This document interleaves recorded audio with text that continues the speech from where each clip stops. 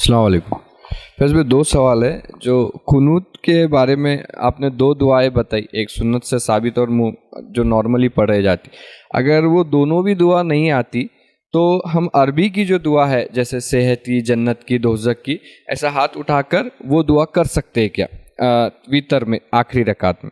اور دوسرا, جیسا آپ نے بولا کہ سورہ آل عمران کی 10 آیتیں آسمان کو دیکھ کے پڑھنی ہے, تو وہ وداؤٹ وضو اب یاد تو ہے نہیں, تو قرآن ہاتھ میں لے کے پڑھنا پڑے گا, تو وداؤٹ وضو ہم پڑھ سکتے ہیں کیا وہ؟ بھائی نے دو سوال کیے. ایک تو یہ کہ اگر قنوت نازلہ میں جو دعائیں سنت سے ثابت ہیں اگر کسی کو وہ یاد نہ ہو تو کیا وہ عربی زبان میں دعائیں کر سکتا ہے؟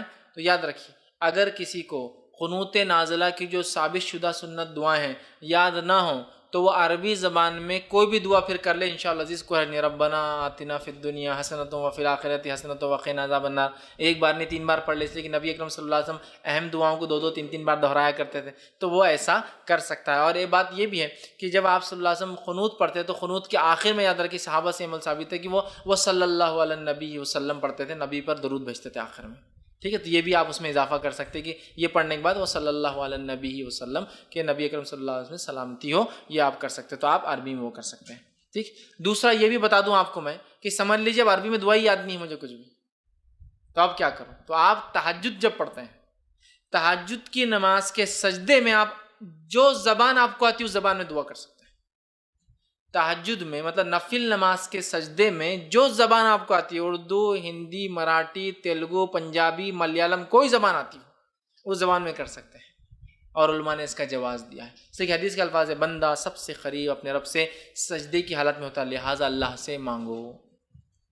اور عربی زبان کی کوئی خصوصیت نہیں ہے سوائے اس کے کہ آخری نبی عربی تھے, اس لیے اللہ نے عربی میں قرآن اتارا, ورنہ عبرانی میں بھی کتابیں اتری ہیں, سوریانی میں بھی کتابیں اتری ہے, اور دنیا بھر کی مختلف زبانوں میں وَلِكُلِّ قَوْمٍ ہاد, ہر زمین ہر زمانے پہ ایک نبی, تو اس کے ساتھ وَلِكُلِّ اجل کتاب, ہر زمانے میں ہم نے کتاب اتاری, تو وہ کتابوں کی زبانیں مختلف تھیں.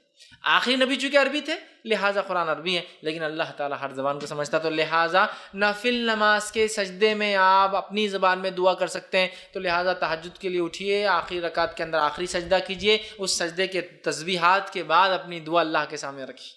تو اگر عربی نہ بھی آتی ہو تو آپ کو میں نے حل اس کا دے دیا کہ اردو زبان میں بھی آپ, انگلش میں بھی آپ, اور بھی زبانوں میں بھی دعا کر سکتے ہیں, اور علماء نے اس کا جواز دیا ہے. بھائی کے سوال, آپ کے سوال کا دوسرا